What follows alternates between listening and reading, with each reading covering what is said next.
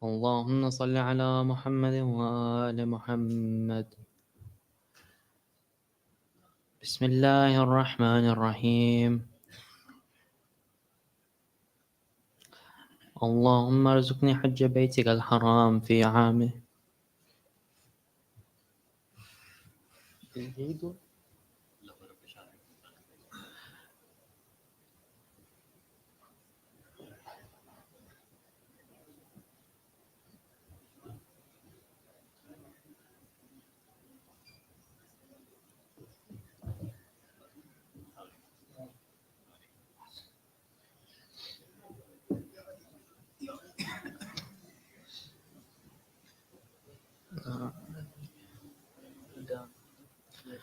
اللهم صل على محمد وآل محمد. بسم الله الرحمن الرحيم. اللهم رب شهر رمضان الذي أنزلت فيه القرآن وافترضت على عبادك فيه الصيام، صل على محمد وآل محمد وارزقني حج بيتك الحرام في عام هذا وفي كل عام، اغفر لي تلك الذنوب العظام فإنه لا يغفرها غيرك يا رحمن يا علام. وعلى محمد وأجل فرجه. اللهم صل على محمد وآل محمد. بسم الله الرحمن الرحيم. اللهم إني أفتتح الثناء بحمدك وأنت مسدد للصواب بمنك، وأيقنت أنك أنت أرحم الراحمين في موضع العفو والرحمة، وأشد المعاقبين في موضع النكال والنقمة، وأعظم المتجبرين في موضع الكبرياء والعظمة. اللهم أذنت لي في دعائك ومسألتك فاسمع يا سميع مدحتي، وأجب يا رحيم دعوتي، وقل يا غفور عثرتي. فكم يا إلهي من كربة قد فرجتها، وحموم قد كشفتها، وعثرة قد أقلتها، ورحمة قد نشرتها، وهلقة بلاء قد فككتها. الحمد لله الذي لم يتخذ صاحبة ولا ولد، ولم يكن له شريك في الملك، ولم يكن له ولي من الظل، وكبره تكبيرا. الله أكبر ولله الحمد.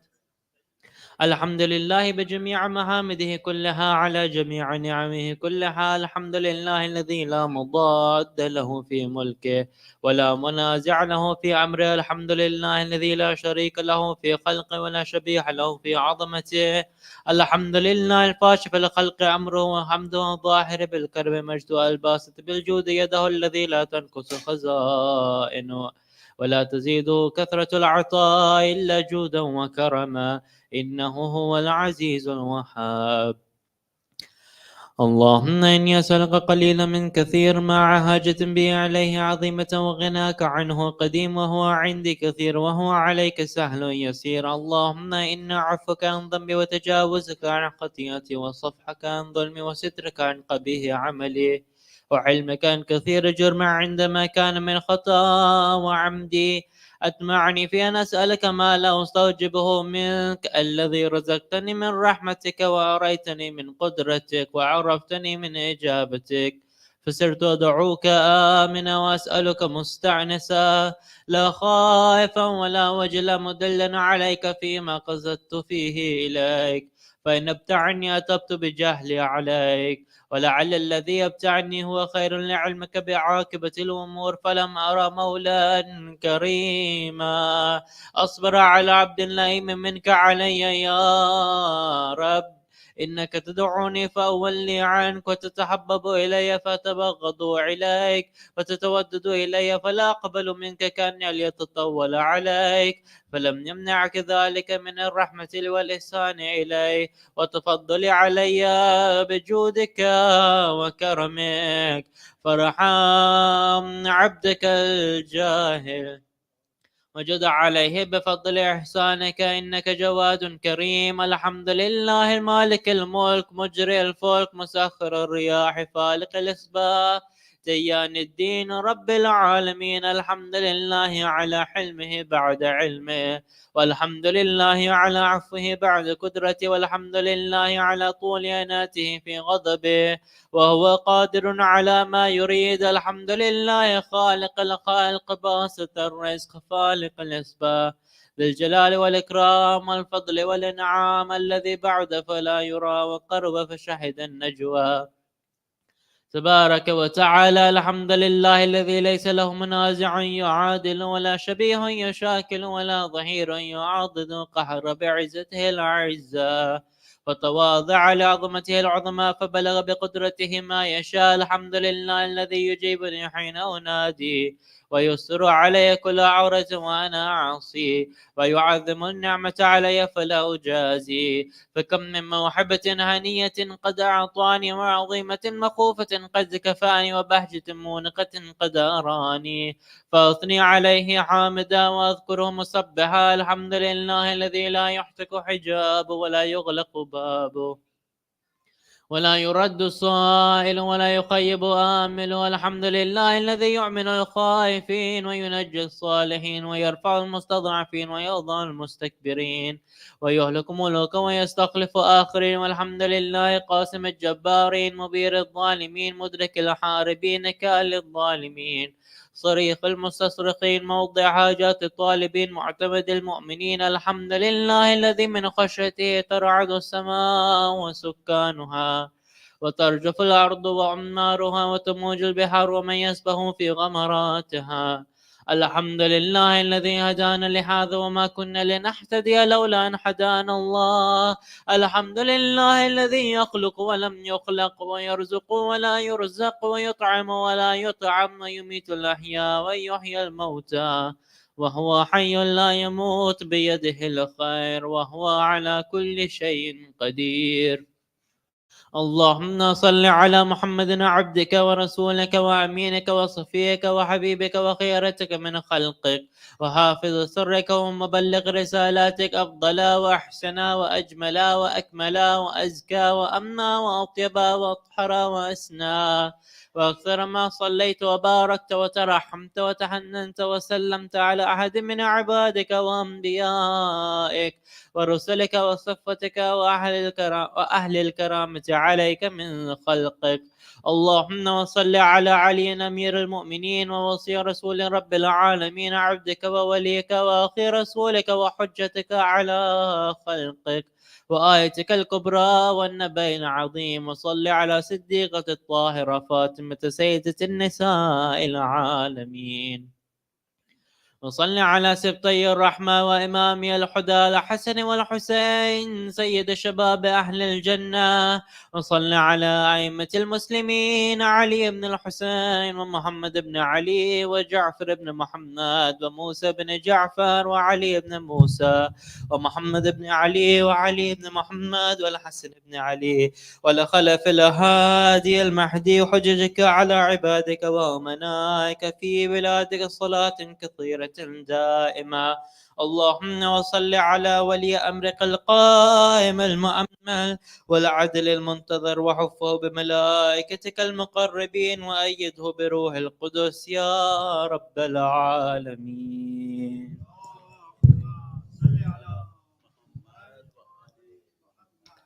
اللهم اجعله الداعي إلى كتابك والقائم بدينك استخلف في الأرض كما استخلفت الذين من قبل. مكن له دينه الذي ارتضيت له، أبدله من بعد خوفه أمنا يعبدك لا يشرك بك شيئا. اللهم أعزه وأعزز به وانصره وانتصر به وانصره نصرا عزيزا وافتح له فتحا يسيرا واجعل له من لدنك سلطانا نسيرا. اللهم أظهر به دينك وسنة نبيك حتى لا يستخفي بشيء من الحق مخافة أحد من الخلق. اللهم إنا نرغب إليك في دولة كريمة تعز بها الإسلام وأهله وتضل بها النفاق وأهله، وتجعلنا فيها من الدعاة إلى طاعتك والقادة إلى سبيلك وترزقنا بها كرامة الدنيا والآخرة.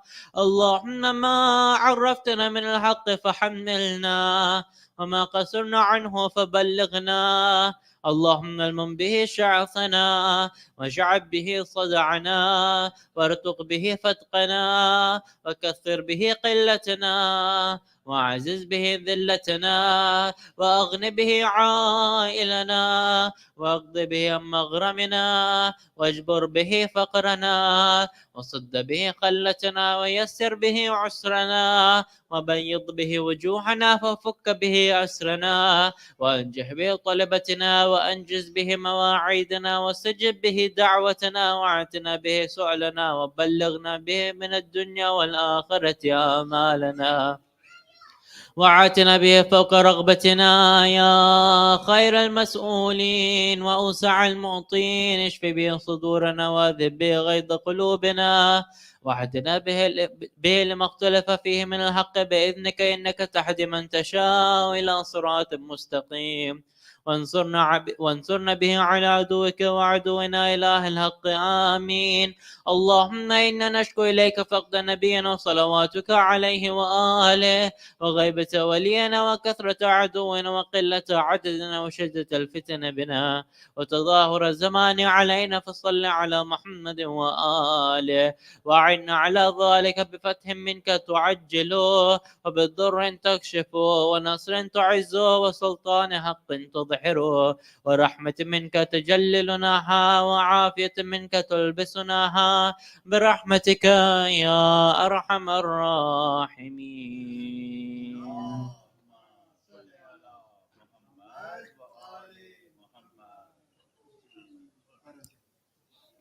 اللهم برحمتك في الصالحين فأدخلنا، وفي عليين فارفعنا، وبكأس من عين سلسبيلا فاسقنا، ومن الحور عين برحمتك فزوجنا، ومن الولدان المخلدين كأنهم لؤلؤ مكنون فأخدمنا، ومن ثمار الجنة ولحوم الطير فأطعمنا، ومن ثياب السندس والحرير والاستبرق فألبسنا، وليلة القدر وحج بيتك الحرام وقتلا في سبيلك فوفق لنا، وصالح الدعاء والمسألة فاستجب لنا، وإذا جمعت الأولين والآخرين يوم القيامة فرحمنا، وبراءة من النار فاكتب لنا، وفي جهنم فلا تغلنا، وفي عذابك وحوانك فلا تبتلنا، ومن الزقوم والضريع فلا تطعمنا، ومع الشياطين فلا تجعلنا، وفي النار على وجوهنا فلا تكببنا، ومن ثياب النار وسرابيل القطران فلا تلبسنا، ومن كل سوء يا لا إله إلا أنت، بحق لا إله إلا أنت، فنجنا فنجنا فنجنا.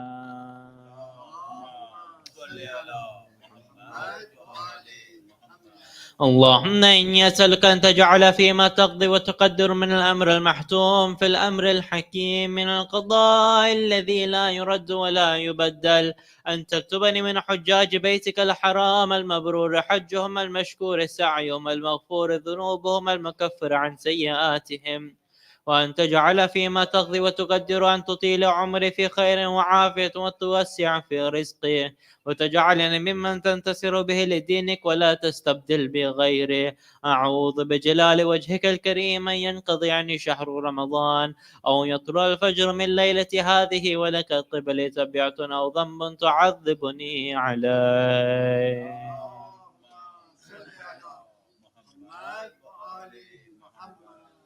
Page 142.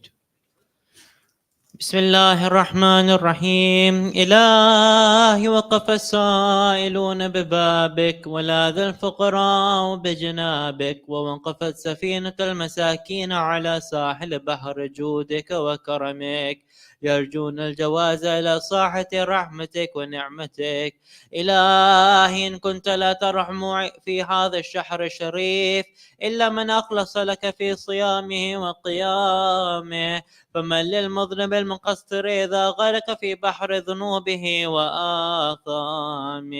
إلهي إن كنت لا ترحم إلا المطيعين فمن للعاصين، وإن كنت لا تقبل إلا من العاملين المحسنين فمن للمقصرين. إله ربها الصائمون وفاز القائمون ونجا المخلصون ونحن عبيدك المذنبون. فارحمنا برحمتك واعتقنا من النار بعفوك واغفر لنا ذنوبنا برحمتك يا أرحم الراحمين.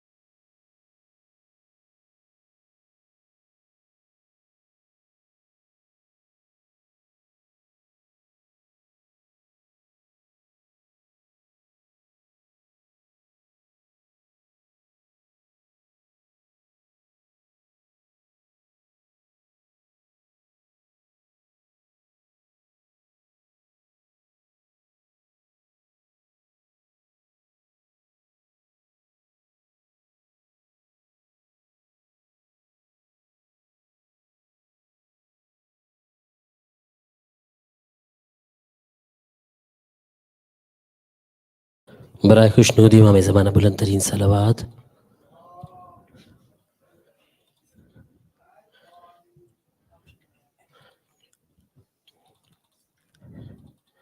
ख़वातीन से गुजारिश है कि आप लोग दरमियान का जो रास्ता है वहाँ से दूसरी तरफ आ जाए। पर्दे का एहतमाम हो चुका है, तो आप लोगों से गुजारिश है कि दरमियान का दरवाज़ा इख्तियार करते हुए, दरमियान में दरवाज़ा है उसको इस्तेमाल कीजिए और वहाँ से मर्दों की तरफ जो हिस्सा है उस तरफ आ जाइए।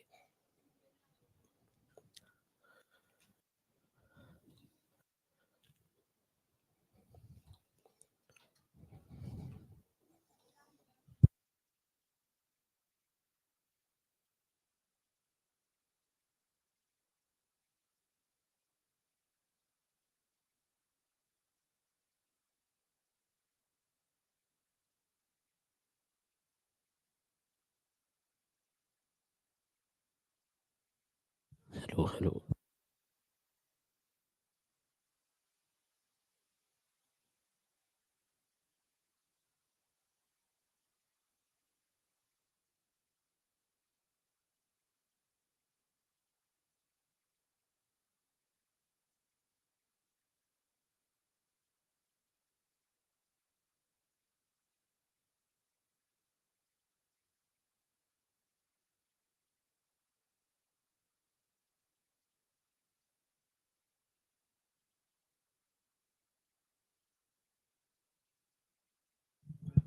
बराए खुशनूदी इमाम ज़माना बुलंद तरीन सलावात।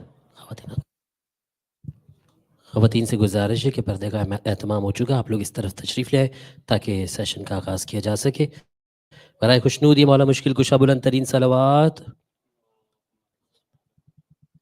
नारे तकबीर, नारे रिसालत, नारे हैदरी हैदरी हैदरी। बराए खुशनूदी जनाब सैयदा सलामुल अलैहा बुलंद तरीन सलावात।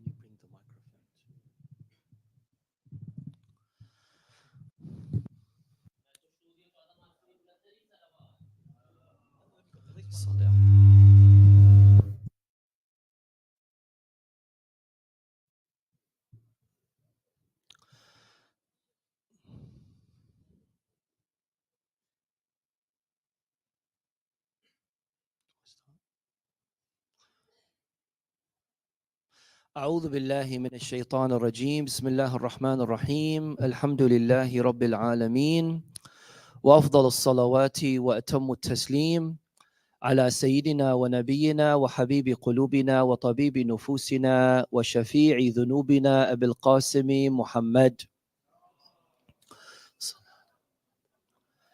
وعلى آل بيته الطيبين الطاهرين المعصومين الذين أذهب الله عنهم الرجس وطهرهم تطهيرا.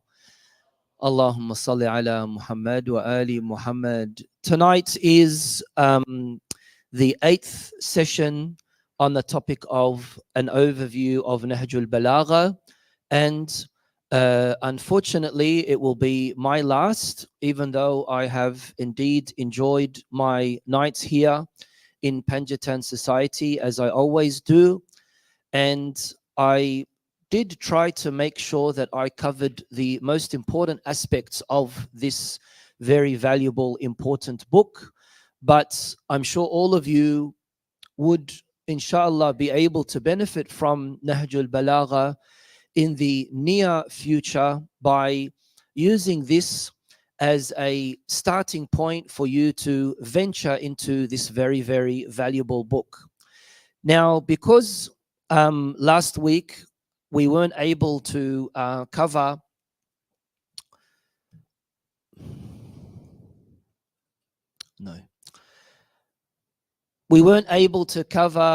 some of the issues that I wanted to speak about when I was doing the workshop on parenting and learning the skill of parenting teens. I will be covering a little bit of that. We don't have any more papers left, so if anyone does have a question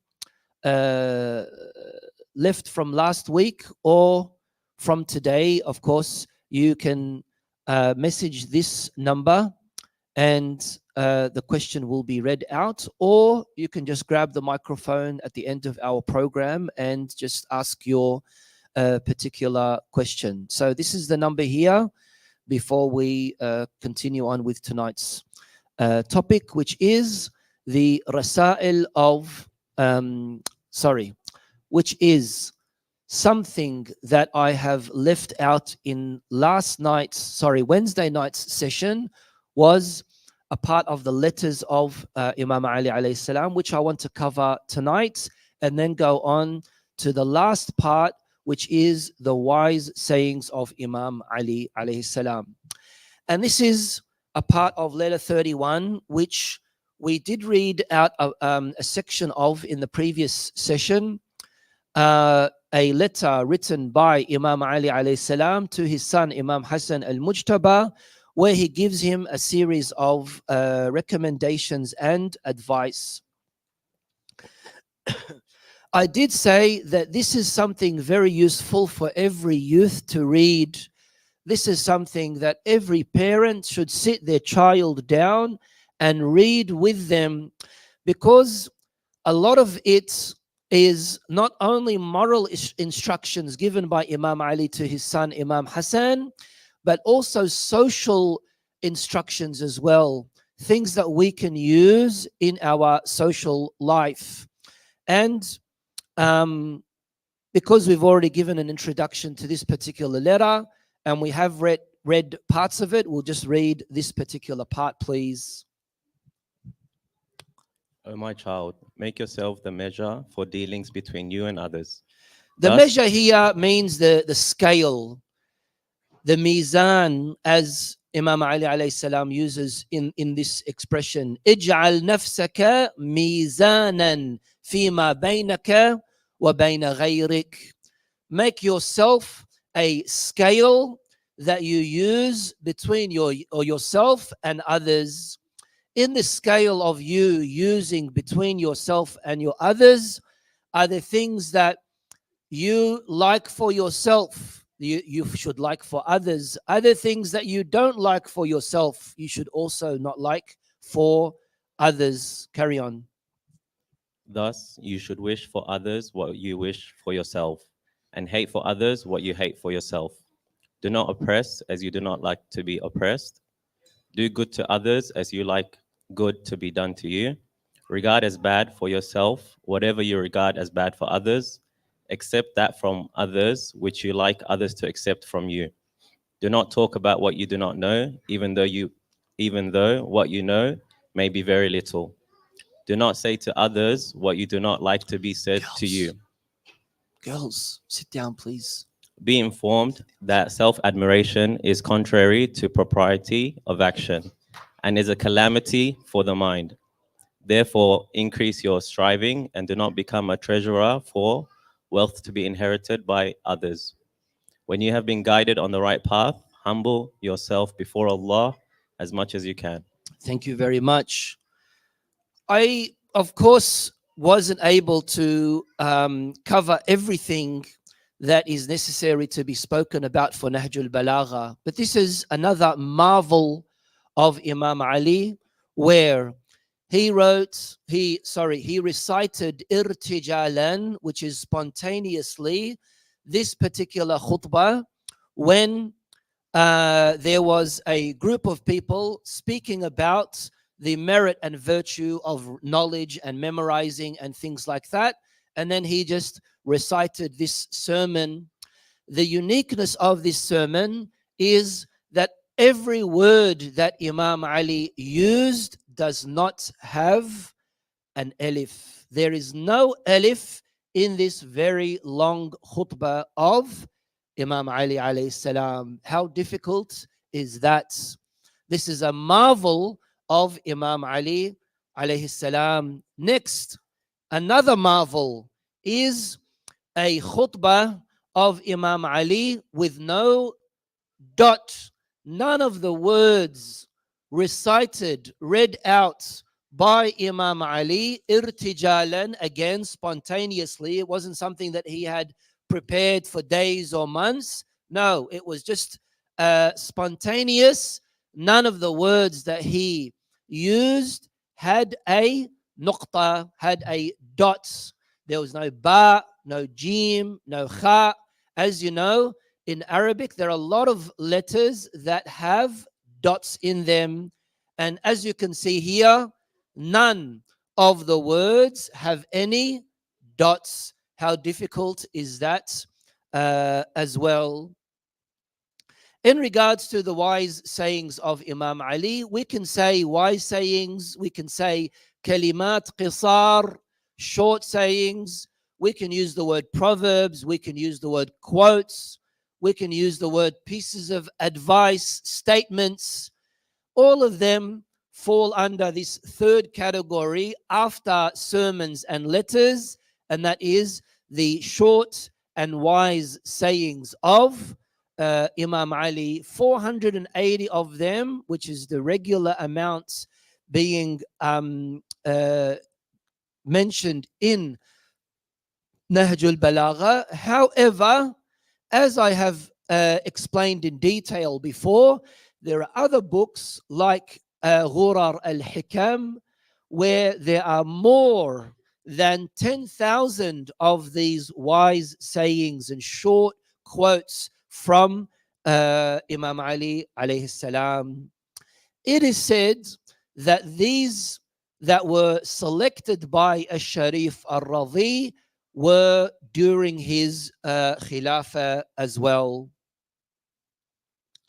Now, seeing that we're going to be using the word wise saying frequently, there's a verse in the Holy Quran which is very important for us to remember and reflect upon when speaking about wanting to give someone wisdom, wanting to give advice, wanting to guide someone.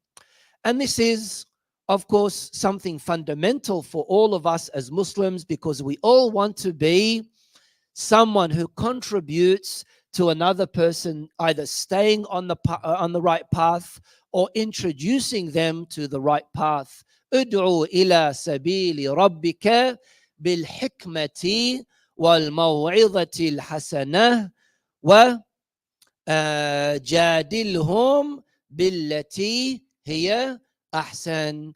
And call unto your Lord with wisdom and good advice and fair admonition. Maw'idha means advice, means recommendation. وَجَادِلْهُمْ بِالَّتِي هِيَ أَحْسَنُ, and dispute, engage in dialogue and disputes and even debates, بِالَّتِي هِيَ أَحْسَنُ, in a good way. How are you going to have a fruitful discussion with someone who has a different view of yours? By attacking them, by insulting their gods, by saying something very bad about those people that they revere and respect very highly, by using weak arguments, by using arguments of mughalata and fallacy. That's not going to be al-mujadala billati hiya ahsan. So this is where we can see that inviting people to the right path, to the path of the Lord, needs to be through education, and also needs to be through education. Sorry, I forgot to change the slide. Needs to be through education and also through reflection and reminding of others as well. And that's why from this ayah, we can see why there is a difference between the word hikmah and the word maw'idha. And the difference here is that hikmah is basically educating, learning, teaching, and maw'idha is reminding and informing someone of what it is that they need to reflect on. Hikmah is about bringing awareness, and maw'idha is about awakening. Sometimes you know about something and you are well informed of that, but you need to be reminded. You need to awaken yourself from that slumber that you have fell into. There are a few wise sayings that I have chosen. Can I ask the young girls to come and join us, please? Very, very noisy. Girls, hello? I need to speak Urdu with them, maybe. Girls, Sallu ala Muhammad wa ali Muhammad.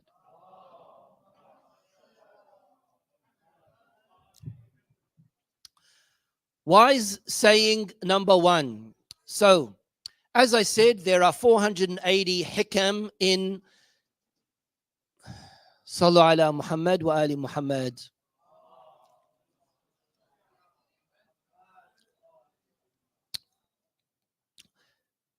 Alhamdulillah, we've been going good the last couple of nights, but now we had to break the record.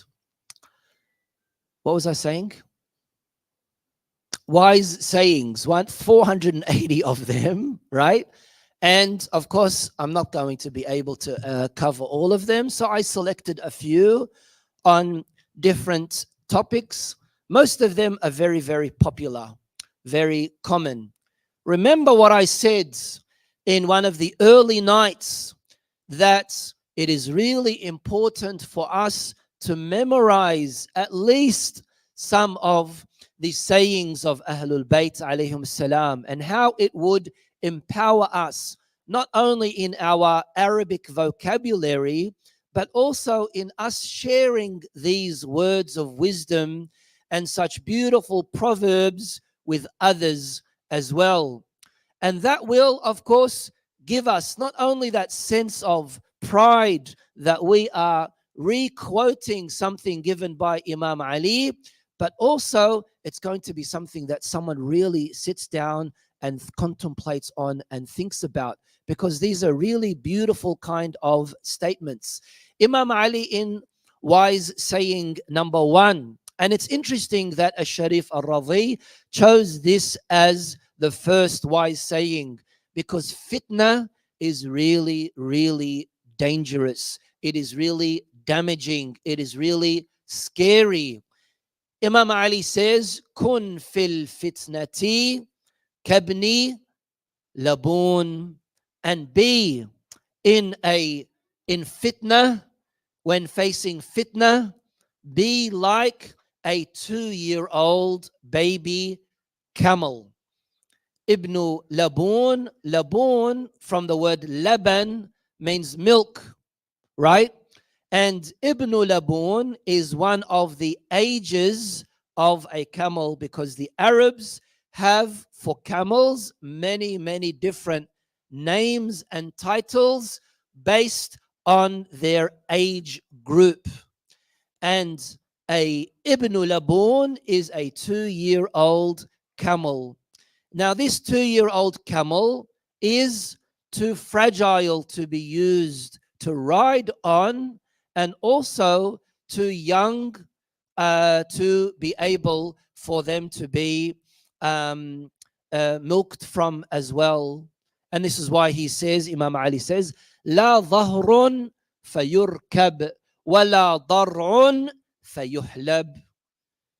Be in a fitna like a 2-year-old camel, where it is still too young to be used to ride on, to mount on, and also not strong enough for you not young enough or strong enough, not strong enough to ride on, nor having the ability for you to be able to milk from it. What does this mean? Obviously, it means that at times of fitna, we need to be very, very cautious, that we don't ride the wave of fitna, either the wave for the fitna or the wave on the opposite direction of the fitna. When there are two conflicting issues happening, we need to be very, very careful and wise in how we react to it. Does this mean, and unfortunately this hadith from Imam Ali is used in the wrong context, that it refers to, when it comes to problems and issues, you've got dramas in the society, you've got a bad ruler, there's a lot of fitna happening in the government, stay quiet, go home, close your doors, don't do anything. No, that's definitely not what it means. So I'm getting louder and the girls are getting louder. So I don't know what I'm going to do tonight. If we can ask them to come inside here or give them some sleeping pills or something.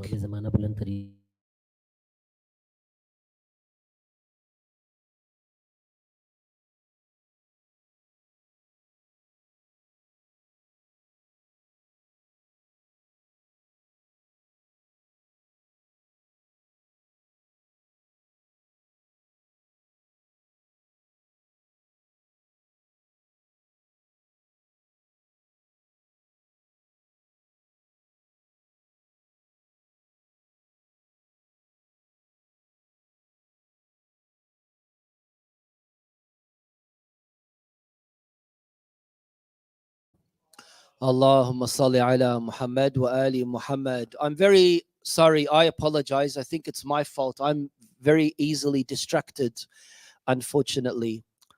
And you can't blame them. It's iftar time. It's night time. It's Friday night and they want to play with their children. So it's not their fault. But inshallah, we'll be able to benefit from tonight's session, all of us. So I think here it's really important for us to reflect on this wise saying from Imam Ali, because anything that A'immatu Ahlul Bayt alayhim salam have said, we can't take it within its black and white context itself, but we have to use it in respect to the other information and advice given to us by Imam Ali. Look at what Imam Ali had said to his sons, Imam Hassan and Imam Hussein, where he said, Kuna lil-zalimi khasma wa lil-mazlumi auna. Be an enemy to the zalim and be an assistance to the mazlum. If it was the case that in times of fitna, you should never ever involve yourself whatsoever, then why is it that Imam Ali in this place and many other places, it says you have to stand up for your rights. You have to go against the zalim. So what we can understand from this is that when there is a lot of confusion, and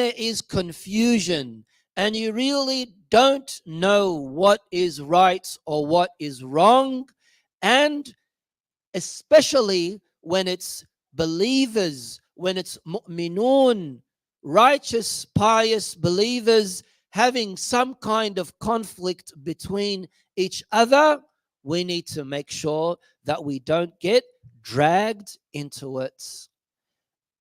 And this happens everywhere, and that's why it is so important for Sharif al-Radhi to have mentioned it in this particular process, in sequence. Why saying number 3? This is, of course, again, something to do with personal traits. How are we able to rid ourselves of personal traits?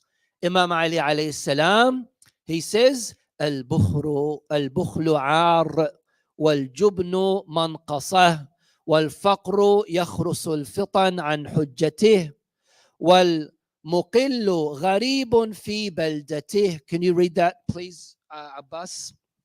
Miserliness is a shame. Cowardice is a defect. Poverty disables an intelligent man from arguing his case. And a destitute person is a stranger in his own hometown. Thank you very much. Of course, there is a section here where it says, وَالصَّبْرُ شُجَاعَةٌ, of course, which basically means patience is bravery as well. Why is saying number 6? Imam Ali alayhi salam says, "Man radiya an nafsih kathara al-sakhitu alayh." Whoever admires himself attracts many opponents against him. Confidence is good. Being confident is good, but being overconfident is not good. Being someone who feels that there are areas of improvement in ourselves is always very, very important. When I say that I am kamil mukammal, when I am that I am perfect, when I have so much admiration to myself, right? I'm going to get a lot of people who oppose me. I'm going to get a lot of enemies. Why?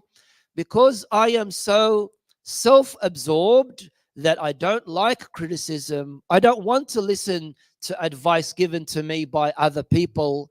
I'm not interested in listening to all of these things that other people have to say about me, because I see myself in absolute perfection. I am very happy with who I am, and therefore, me being flawless, I'm not interested in what it is that others have to say. What's that going to do? That's going to increase the number of people who hate me. And that is, of course, very, very natural. That's going to happen. Wise saying number 34. This is, again, Imam Ali giving advice to his son, Imam Hassan.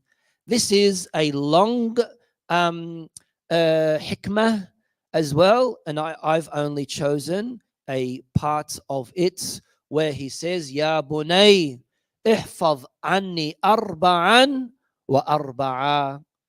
Memorize and learn 4 things from 4 things.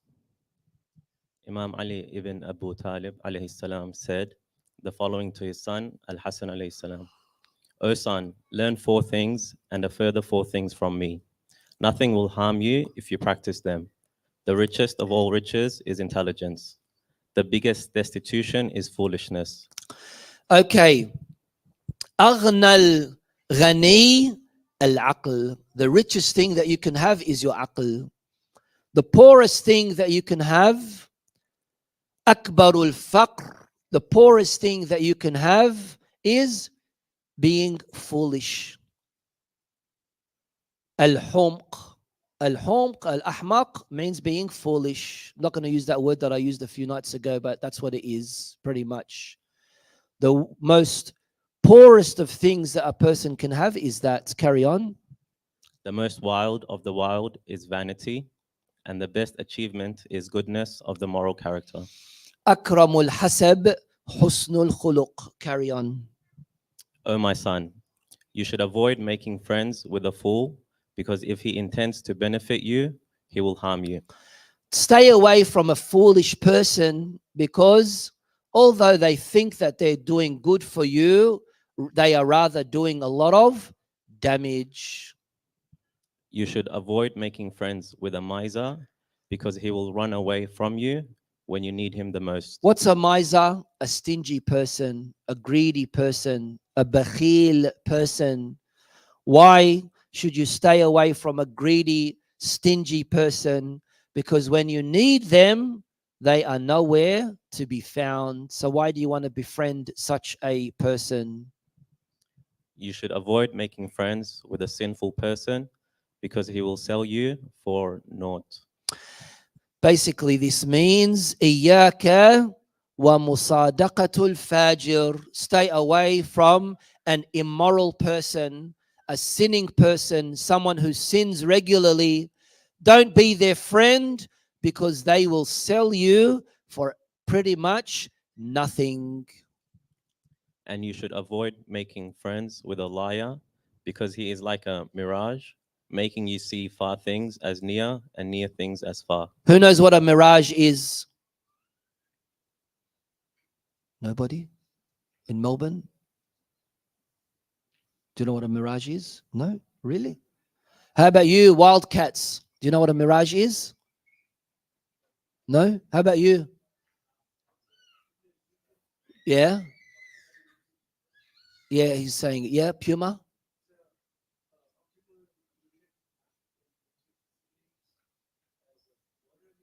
Yeah? Have you seen one? Good. Mirage. Making you see far things as near and near things as far. Next is wise saying number 269, which is, again, Imam Ali is giving his son Imam Hassan advice about friends. Friendship is really, really important for us, especially for younger boys and girls. You have to be very, very selective with your friends. Why? In Arabic, friend means sadiq. And the hadith says, al-sadiq saduq, that a friend, because in Arabic, sidq means truthful.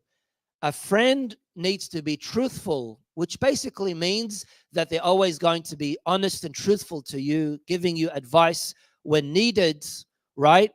And this is where, unfortunately, in a lot of cases, we can see that some people are not very wise when it comes to their friends. Now, how about in our social interaction when we have, people around us and we probably have a friend or probably have an enemy? Imam Ali here, he says, أحبب حبيبك هونا. When you have a good relation with someone, don't go all the way, because maybe that friend of yours one day could become an enemy. وَابْغِضْ بَغِيضَكَ هَوْنًا. And your enemy, don't hate your enemy too much, because one day he could become your friend. And this happens very frequently, doesn't it? Where there's someone who you despise for whatever reason, personal reason or whatever, and then after 5 years or after 10 years, all of a sudden they become your good, close friend. And sometimes there's someone who you hate and you've had a fallout with them, and there are many issues that you have with them, and someone that you really, really, for example, good friends, but now all of a sudden you have a big, very ugly fallout and you break away from them, and they carry all of your secrets that you have confided in them, which is not good. Have love for your friend up to a limit, for it is possible that he may turn into your enemy someday. And hate your enemy up to a limit, for it is possible that he may turn into your friend someday. Imam Ali here is giving us beautiful advice and saying we have to always make sure that we set boundaries for ourselves and for others as well, whether they are friends of us or whether they are our enemies, whoever they may be. And finally, I just randomly selected these 5 sayings from Imam Ali, just to give another taste of what you will hopefully be reading when you go through Nahj-ul-Balaghah, inshallah. The biggest wealth is that one should not have an eye on what others possess. Why do you always look at what others have? Why can't you just be content with what you have? Richness of your heart is the greatest wealth. You could have millions of dollars, all of the wealth, but if you are faqir and poor in your heart, you'll always want more from what is in the hands of others.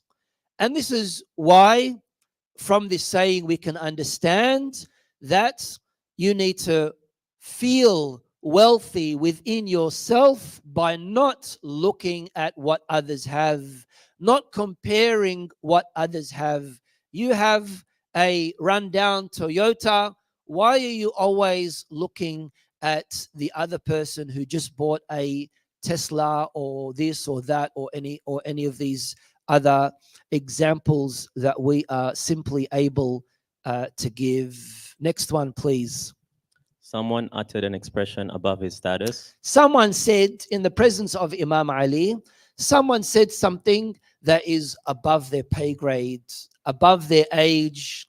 They said something way more than what they can swallow. And Imam Ali shut that person down. Right? Why are you laughing? Yeah. Carry on. Yes, read it out. Imam Ali alayhi salam said, "You have started flying soon after growing feathers and commenced grumbling before attaining youth." Yeah, you're still a jujay. You're still a little duckling, and you are saying things that are way above your age. No, act your age. Speak according to your knowledge that you have, and don't say things that are way above and beyond you. Whoever clashes with the truth will be knocked down by it. You fight against the truth will slap you down. Whoever clashes with the truth will be knocked down by the truth. The heart is the book of the eye. This is a beautiful hadith. If you memorize it in Arabic, it's also really, really good. I am against tattoos, but if you want to get a tattoo, this would be a nice tattoo to have. I shouldn't even be saying that, shouldn't I? No. Right. It's like only God can judge, you know, what people say that. Anyway, no one get any idea that Sheikh spoke about this, and yeah. Next, please. The heart is the book of the eye. Your heart is what is going to reveal everything in what it is that your eye sees. Your eye sees good, that will reflect on your heart of goodness. Your eye sees bad, that will pollute your heart with badness as well. So the door to your heart is your eye. And the last one. It is enough for your own discipline that you abstain from what you dislike from others. If you want to learn what discipline means, if you want to learn what self-discipline is, it's sufficient, it's enough for you to discipline yourself purely by just staying away from what it is that you dislike others doing to you. If there are things that others do to you that you don't like, don't do it, and that would be the best of discipline in how you're able to discipline yourself. Sallu ala Muhammad wa ali Muhammad.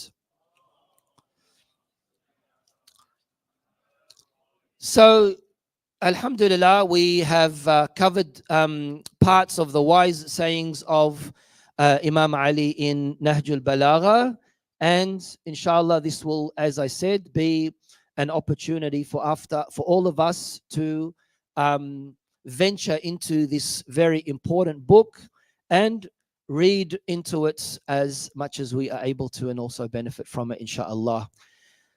There were questions that were asked from last session that I wasn't able to answer, and I'll be doing that now.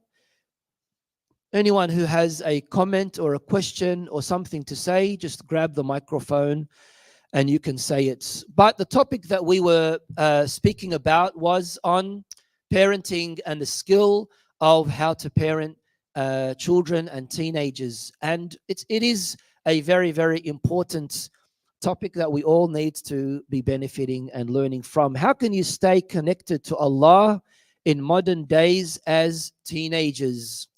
So this is, of course, where we're able to see that a young teenager, a young boy, a young girl is like a sponge, absorbing everything around him or her. When I was giving the presentation, I spoke about why it is that we need to occupy ourselves with creating a positive Islamic environment around us. And this can only happen if we are more attentive and aware of our duties, that we have a sense of pride in our culture and our heritage, that we make sure that we don't live a double standard life, that we don't live two types of lives, how we are at home and how we are at school or university. That's very, very damaging. It's not good for you. Be who you are, because that's what is going to bring you dignity and self-value and self-respect. In today's modern age, there are many, many challenges, and we are able to easily overcome them if we were to prioritize our religion, if we become God-centric. God-centric means that we centralize Allah in all of our decisions. In everything that we do, we put God first. For example, you're planning to go out today. Where have you put your prayer in your plan? Have you made sure that you have taken care of all the contingencies in making yourself ready for your prayer when it is prayer time, keeping yourself tahir, making sure that you have, for example, a prayer mat and a stone and everything else? All these things that make you know that you are prioritizing your religion before anything else, before everything else. Your daily routine and your choices, your decisions that you make. And this is the best way on how you can stay connected with Allah subhanahu wa ta'ala.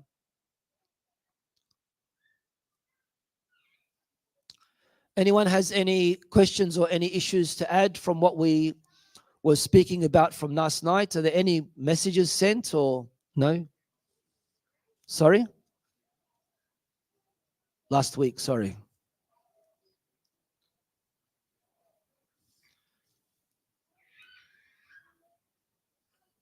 Okay, so if we don't have anyone, yes, Walaikum salam.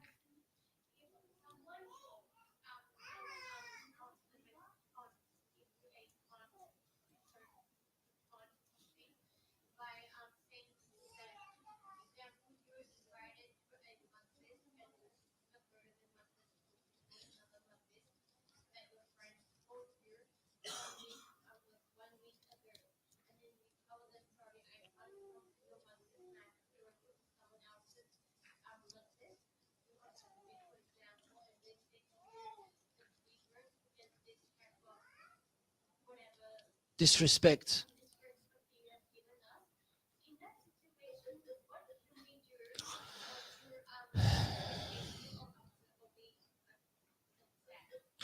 Yeah, so I think this is a very important social issue that unfortunately many of us have to go through when we are invited by someone.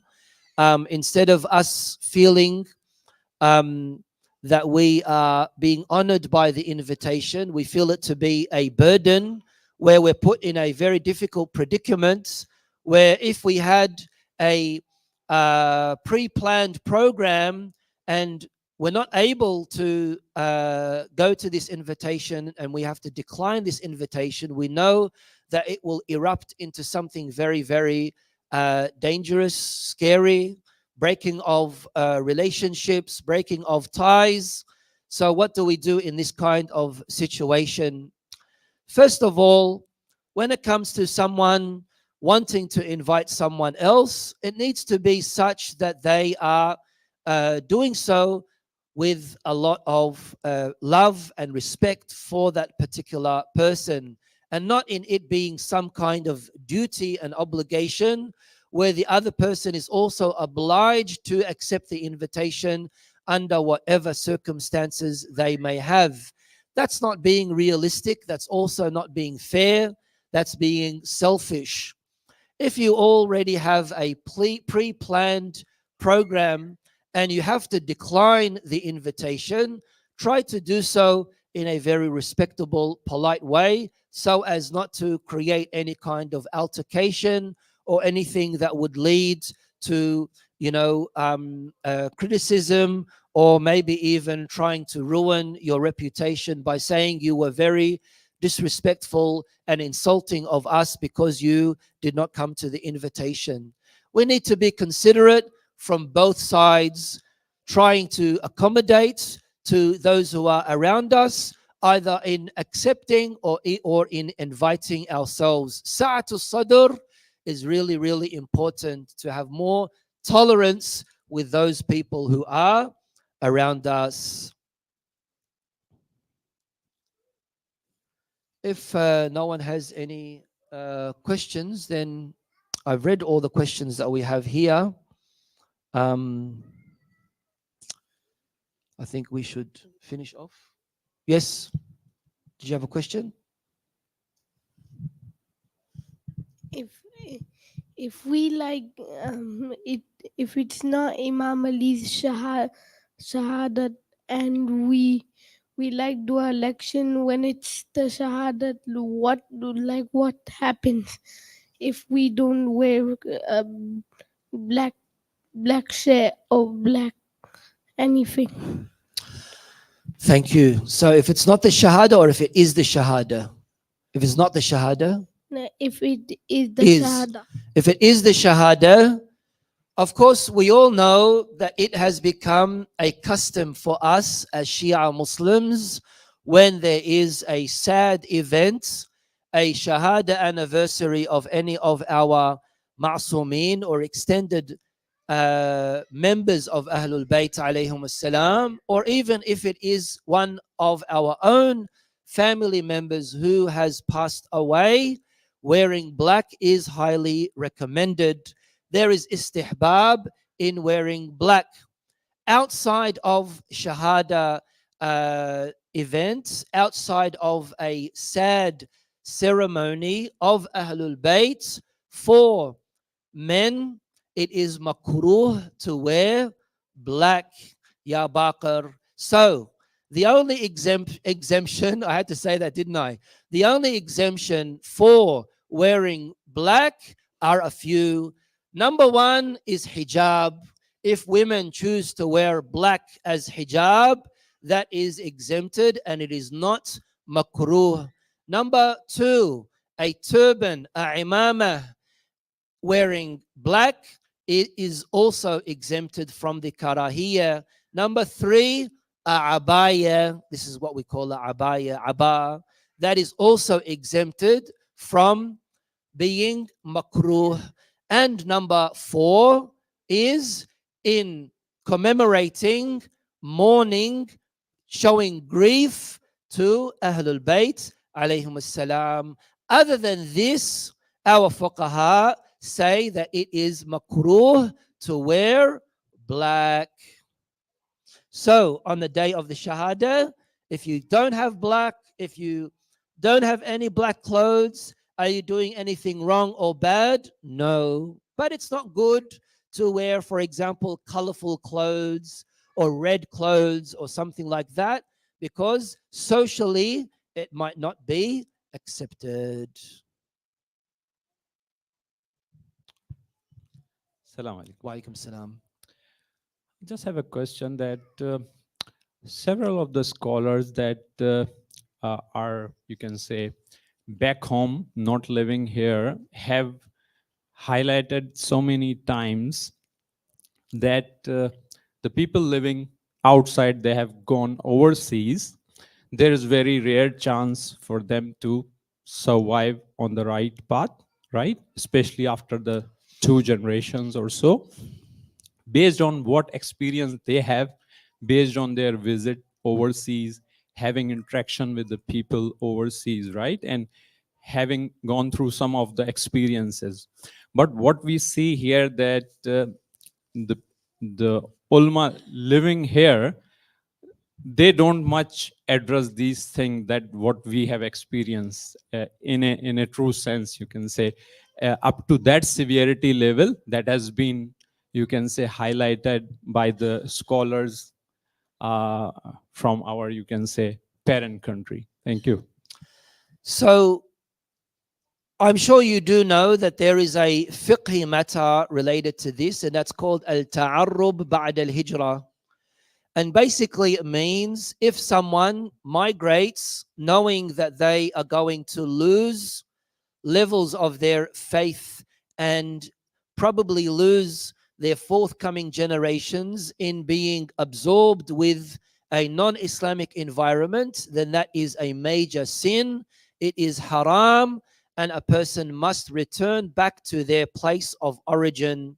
This is the fiqhi ruling that all of our fuqaha have mentioned, al-ta'arrub ba'd al-hijrah.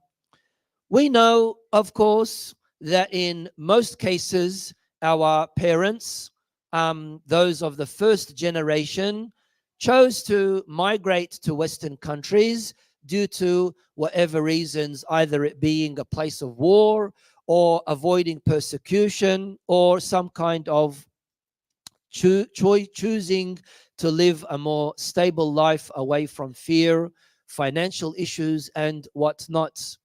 However, even with that excuse, which is indeed valid from a fiqhi perspective, it still does not justify a person not being cautious and careful about how their children, their forthcoming generation, will turn out to be. If I am not able to secure a certain level of preserving my child and my grandchildren's religious identity, it is definitely haram for me to stay in this country. This is a taklif, wajib aini taklif, that each and every one of us have. If I am not able to facilitate to creating an environment for my child to adopt and keep his or her Islamic identity, then it will become wajib for me to return back to my country of origin. This, I would say, is always addressed, in my opinion, from what I see. It's always addressed where ulama coming to various countries in the West remind the mu'mineen of their duty of making sure that they tend to the needs and the requirements of their children. With all the distractions that we have with your mortgage, with your work, with other issues and challenges that we have in this society, we always need to remember that our priority needs to be in preserving the identity, the religious Islamic identity of our children. Now, some people might take extreme understanding of this. Some might say that no, it is impossible for anyone on any level to keep their children safe from the infiltration of Western values and Western ideology, and therefore it is haram in all circumstances. And there are people who do say that it is haram in all circumstances for a Muslim to live in non-Muslim land. My counter argument to that is, are you saying that every single person in your city, your Islamic city that you live in, is 100% religious and pious and righteous? Because if you say yes, that's not the truth. Because even in the holiest of places, unfortunately, we have good examples and we also have bad examples. We have good youth and we also have bad youth. We have good parents and we also have bad parents as well. So the same way as there being challenges in this side of the world, there are also challenges in that side of the world, because we live now in a global village. With this globalization, West has become mixed with the East, and East has become mixed with the West. Those of you who lived here in Australia in the 80s and in the early 90s will remember that there was no Islamic environment in Australia. That outside of, for example, one or two mosques, Shi'i mosques, in all of Australia, we didn't have anything. It was very rare to see, things like hijab or halal places and things like that. But now, alhamdulillah, we have a variety of options that we can use to our advantage in securing the religious identity of our children. And we also have religious freedom as well. Are there challenges? There are indeed many, many challenges. Are we able to overcome them in learning the correct methods of parenting? Yes, we are. Unfortunately, we are not united as well. It is shameful, isn't it, that in some cities, in some states, there are still struggling to make one Islamic Shi'i school. Whereas when you compare this to, for example, Sunni schools, there are literally tens of them, so many options and varieties, and we're still struggling to create one because of the conflict and the disagreements on what it is that is happening between the different groups, unfortunately. Hopefully, I addressed your question.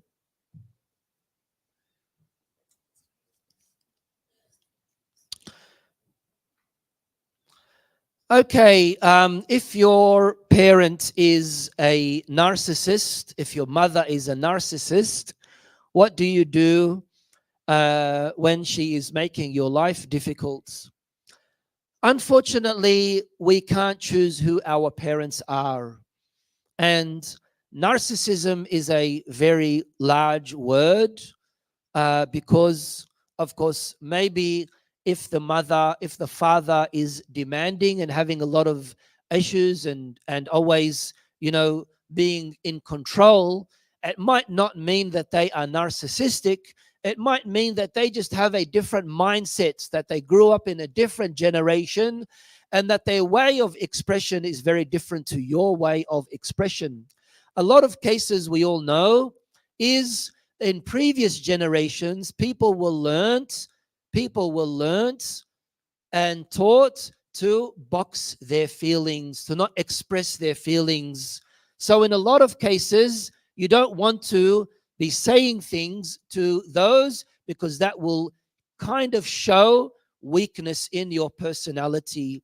That's very disappointing, isn't it? But that's how they grew up. That's how they lived.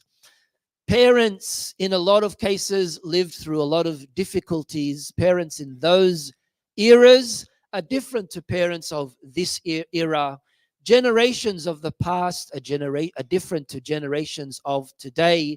Gen Z and Gen X and Gen Y, all these different generations are different. So I would not use this word narcissistic parents unless it is medically diagnosed by a psychologist that this person is a narcissist. I would rather try to accommodate to what this parent is saying, doing dua, asking Allah subhanahu wa ta'ala to alleviate my situation and give me some kind of rest away from this difficulty that I am facing when it comes to my parents. Even in the case of one having a narcissistic parent, it still does not justify your insolence or your disobedience or your disrespect, it still does not allow you to abuse verbally, emotionally, unfortunately, even at times physically, your parents.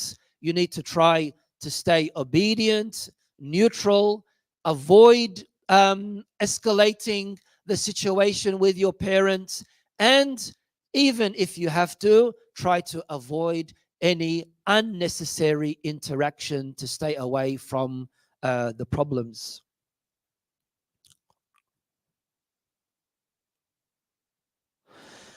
Could you please tell the age of Bibi Khadija at the time of marriage with the Holy Prophet sallallahu alaihi wasallam? I covered this question last night as well. Please, if it's still online, you can go back to last night's lecture, and I spoke about that in detail. If we don't have any more questions, we will finish off with ziyarah, inshallah. Thank you all very much. Thank you, Jazakallah. Sallu ala Muhammad wa ali Muhammad. Salli ala Muhammad. Muhammad wa ali Muhammad. Ulama, I want to say some thanks for this session. Please recite salawat. اللهم صل على محمد وآل محمد وعجل فرجهم. On behalf of Panjat Society Victoria, Sheikh, we would like to extend our gratitude to you for the lectures that you've delivered and the workshops that you've presented. It's been a very, very good experience. I know, as I think I mentioned to you, I haven't been able to sit inside the hall myself on all occasions, but I've been around and I've been listening wherever I can and then following up afterwards. And it's been very, very engaging, and it's very much appreciated. On behalf of all of Panjat Society, we'd like to extend our gratitude to you for your time and for your guidance, especially as well as the questions that you've answered. I'd request everybody to please recite salawat for Sheikh Zaid, so that may he continue to be blessed and with health and with prosperity. Salawat. Thank you.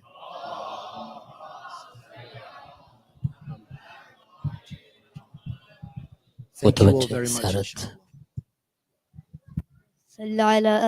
اللهم صل على محمد وآل محمد. بسم الله الرحمن الرحيم. السلام عليك يا أبا عبد الله. السلام عليك يا ابن رسول الله. السلام عليك يا ابن أمير المؤمنين. السلام عليك يا ابن فاطمة الزهراء سيدتي نساء العالمين. السلام عليك يا أبا الفضل عباس. السلام عليكم ورحمة الله وبركاته. السلام عليك يا غريب الغرباء. السلام عليك يا معين الضعفاء والفقراء. السلام عليك يا شمس الشموس. السلام عليك يا عنيس النفوس. السلام عليك يا مدفون بأرزتوس. السلطان عربي والعجم وعسيران الكوفة الشام ورحمة الله وبركاته. السلام عليك يا ساهب العصر والضمان. الأمان الأمان على الأمان. السلام عليك يا شريك القرآن. السلام عليك يا مظهر الإيمان. السلام عليك يا إمام الإنس والجان. أجل الله تعالى فرجك وسهل الله تعالى مخرجك وظهورك ورحمة الله وبركاته.